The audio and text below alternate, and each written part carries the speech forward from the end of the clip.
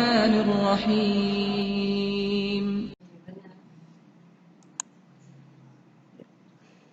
Assalamualaikum warahmatullahi wabarakatuh. Selamat pagi anak-anak semua. Semoga sehat ya selalu ya. Oke, hari ini kita ketemu kembali di dalam mata pelajaran sejarah. Untuk materi kita kali ini adalah mengenal manusia purba. Ya, mengenal manusia purba. Kenapa kita perlu mengenal manusia purba? Karena kita tahu bahwa wilayah Indonesia yang katakan begitu luasnya dan sudah katakan kehidupan awal masyarakat Indonesia sebelum yang sekarang ini ada kehidupan sebelumnya, yaitu kalau kita bagi di dalam pembabakan zaman, maka kita bagi ada zaman prasejarah, ada zaman sejarah. Nah, zaman prasejarah atau dikatakan zaman praaksara, manusia pendukungnya adalah sejenis manusia purba. Nah, sehingga kita mesti tahu bagaimana kehidupan mereka dan tujuannya apa sih, kenapa kita harus belajar tentang manusia purba. Tentu kalian kan merasa untuk apa, jadi sudah nggak ada hubungannya. Tapi walau bagaimanapun anak-anak, kita tetap harus menghargai sejarah bangsa kita, bahwa ternyata ada satu zaman di mana zaman itu adalah terjadi jutaan tahun yang lalu, yang kita kenal dengan zaman praaksara. Maka tujuan pembelajaran ini sebenarnya adalah untuk menunjukkan sikap dan tanggung jawab kalian terhadap peninggalan manusia purba, terutama daerah-daerah tempat penemuannya, yaitu di Sangiran dan Trinil. Kemudian tujuan pembelajaran juga ada menunjukkan sikap peduli terhadap peninggalan hasil budaya di situ Sangiran dan Trinil. Kemudian bersikap jujur dalam mengerjakan tugas-tugas dari pembelajaran sejarah, bertanggung jawab dalam mengerjakan tugas pembelajaran sejarah, lalu kemudian menganalisis Sangiran dan Trinil sebagai pusat penelitian sejarah manusia purba. Dan ini adalah salah satu arkeolog yang melakukan penelitian tentang jenis manusia purba. Tentu penelitian yang dilakukan adalah bisa diambil dari jenis tanahnya, atau bisa diambil dari fosil-fosil temuan yang ditemukan di daerah Sangiran maupun di daerah Trinil. Kemudian ini adalah wilayah yang merupakan temuan dari jenis manusia purba di Indonesia.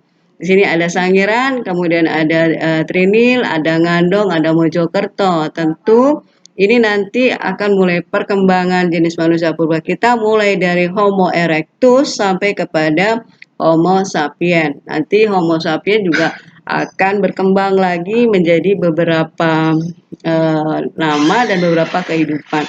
Karena kehidupan manusia purba itu seiring dengan perkembangan otak perkembangan otak dari manusia purba itu sendiri. Dan ternyata kalau kita lihat peta ini adalah memang banyak sekali wilayah-wilayah yang merupakan titik-titik dari penemuan jenis manusia purba.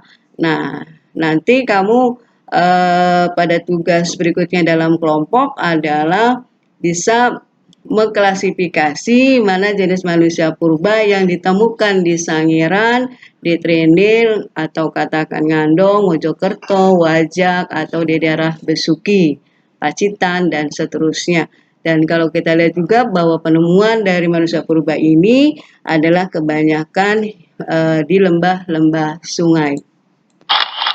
Oke. Ini adalah peta Pulau Jawa.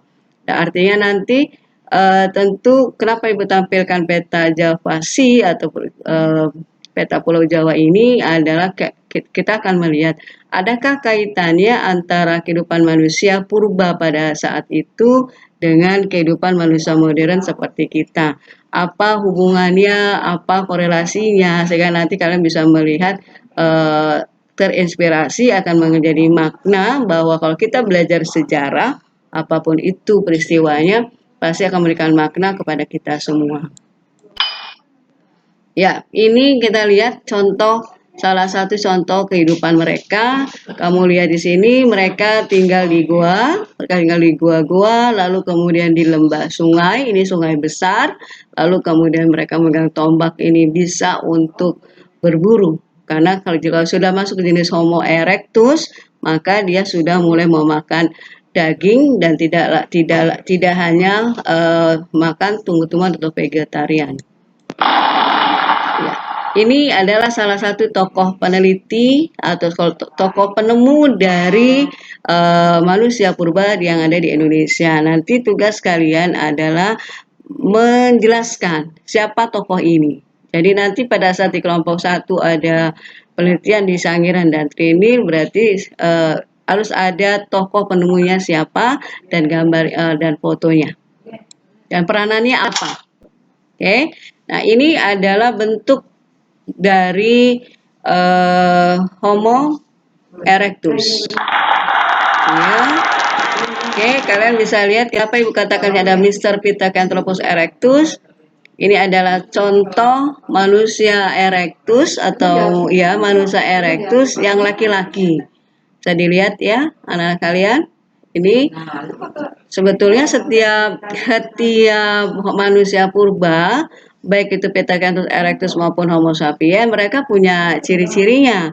Nah, nanti waktu pembahasan berikutnya nanti dijelaskan ya ciri-ciri dari Pithecanthropus itu apa, Pithecanthropus erectus itu apa cirinya, Homo sapiens itu apa cirinya.